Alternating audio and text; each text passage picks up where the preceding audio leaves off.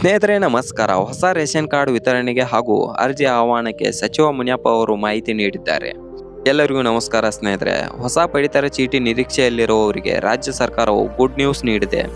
ನೀವು ಕೂಡ ಹೊಸ ರೇಷನ್ ಕಾರ್ಡ್ ಅರ್ಜಿ ಸಲ್ಲಿಸಲು ಕಾಯುತ್ತಿದ್ದೀರಾ? ಹಾಗಾದರೆ ಈ ವಿಡಿಯೋದಲ್ಲಿ ಪೂರ್ತಿ ಮಾಹಿತಿಯನ್ನು ನೋಡೋಣ ಸ್ನೇಹಿತರೆ. ಪಡಿತರ ಚೀಟಿಗಳನ್ನು ಬಡ ರೇಖೆಗಿಂತ ಕೆಳಗಿರುವವರಿಗೆ ಸರ್ಕಾರ ನೀಡುತ್ತದೆ. ರೇಷನ್ ಕಾರ್ಡ್ ಹೊಂದಿದ ಫಲಾನುಭವಿಗಳಿಗೆ ಉಚಿತವಾಗಿ ಪಡಿತರವನ್ನು ನೀಡಲಾಗುತ್ತದೆ. ಹೊಸ ರೇಷನ್ ಕಾರ್ಡ್ಗೆ ಅರ್ಜಿ ಸಲ್ಲಿಸಲು ಈಗ ಮತ್ತೆ ಅವಕಾಶ ನೀಡಲಾಗಿದೆ. ಅರ್ಹರು ಅರ್ಜಿ ಸಲ್ಲಿಸಬಹುದು. ಈ ಕುರಿತಾಗಿ ಆಹಾರ ಮತ್ತು ನಾಗರಿಕ ಸರಬರಾಜು ಇಲಾಖೆ ಸಚಿವರಾದಂಥ ಮುನಿಯಪ್ಪ ಮಾಹಿತಿ ನೀಡಿದ್ದು, ಈಗಾಗಲೇ ಪಡಿತರ ಚೀಟಿಗಳ ಅರ್ಜಿಗಳನ್ನು ಪರಿಶೀಲನೆ ಮಾಡುತ್ತಿದ್ದು, ಹೊಸ ರೇಷನ್ ಕಾರ್ಡ್ಗಳ ವಿತರಣೆ ಸೆಪ್ಟೆಂಬರ್ ಮೊದಲ ವಾರದಲ್ಲಿ ಮಾಡಲಾಗುತ್ತದೆ.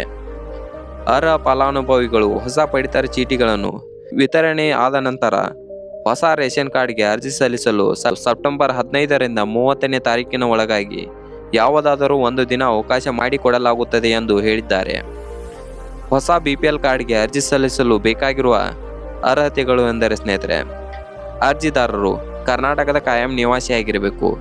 ರೇಷನ್ ಕಾರ್ಡ್ ಇಲ್ಲದವರಿಗೆ ಅರ್ಜಿ ಸಲ್ಲಿಸಬಹುದು. ಹೊಸದಾಗಿ ಮದುವೆಯಾದ ದಂಪತಿಗಳು ಹೊಸ ಪಡಿತರ ಚೀಟಿಗಳಿಗಾಗಿ ಅರ್ಜಿ ಸಲ್ಲಿಸಬಹುದು. ಕುಟುಂಬ ಮತ್ತು ವಾರ್ಷಿಕ ಆದಾಯದ ಮೇಲೆ ರೇಷನ್ ಕಾರ್ಡನ್ನು BPL ಹಾಗೂ APL ಎಂಬುದನ್ನು ನಿರ್ಧಾರ ಮಾಡಲಾಗುತ್ತದೆ.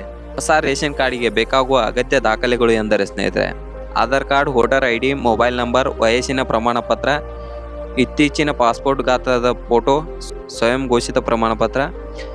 ಅರ್ಜಿ ಸಲ್ಲಿಸುವುದು ಹೇಗೆ ಎನ್ನುವುದಾದರೆ, ಅರ್ಜಿದಾರರು ತಮ್ಮ ಹತ್ತಿರದ CSC ಕೇಂದ್ರ ಅಥವಾ ಗ್ರಾಮ ಒನ್ ಕರ್ನಾಟಕ ಒನ್ ಕೇಂದ್ರದಲ್ಲಿ ಆನ್ಲೈನ್ ಮೂಲಕ ಅರ್ಜಿ ಸಲ್ಲಿಸಬಹುದಾಗಿದೆ ಸ್ನೇಹಿತರೆ.